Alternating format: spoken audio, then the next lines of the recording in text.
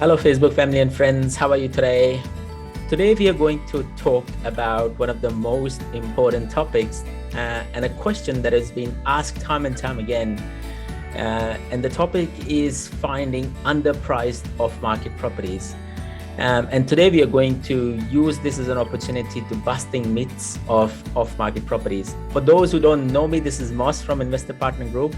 I help create sustainable property portfolios without impacting or sacrificing lifestyle.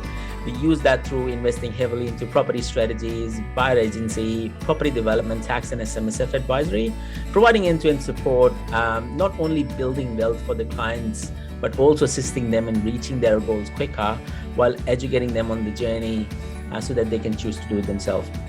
Now, busting myths for off-market properties. Now, there's a really crazy hype and a myth about off-market properties.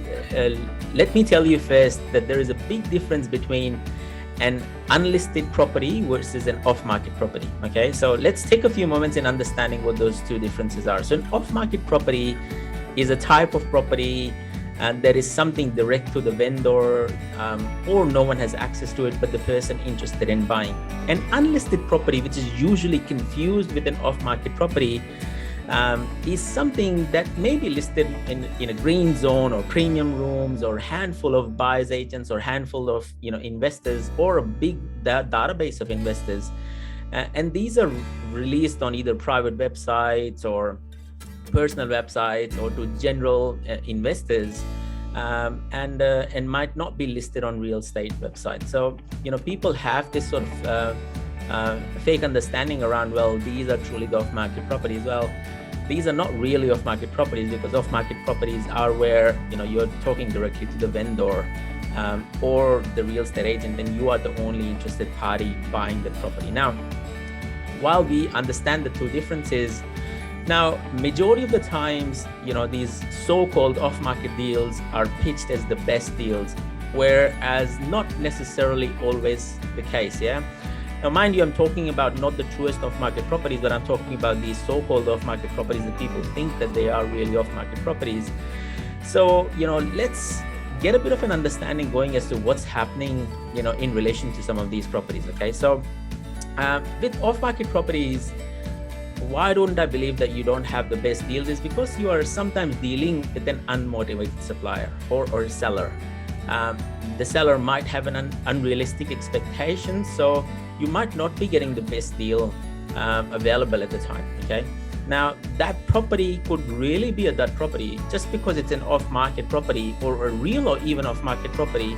But if it doesn't tick all the boxes of due diligences from an investment grade property, there is no point buying an off-market property. Just because it's an off-market property doesn't make it a great property, okay? Now, people tend to pay sometimes a bit of premium because they think that these are underpriced or undervalued or under market.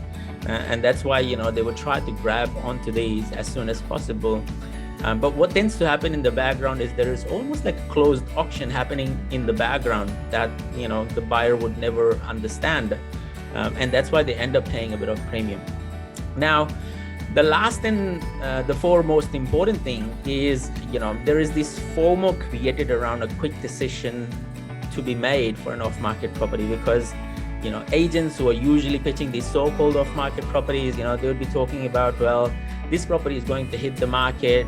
There is a FOMO, there is a quick decision that needs to be made, which can drive the investors to make wrong decisions under sort of pressurized conditions, okay?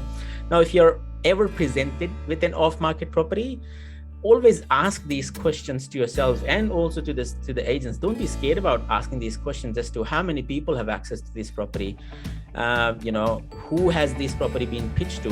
Do your proper due diligence. Don't feel FOMO in giving up and acquiring that property, and understand as to whether this fits within your strategy or not. Always do your proper due diligence as far as the off-market property goes. It's not necessarily the best deal out there, so make sure that you're paying a fair price or an under-market price for a property that really makes sense to acquire, or it's an investment-grade property. Thank you for listening to me today. Hope you enjoyed it. If you enjoyed it, drop in below the comments, like, share, subscribe. But feel free to ask any questions in the comments below, and I'm happy to answer any questions. Thank you for listening to me. Hope you enjoyed it. Have a great day. Thank you.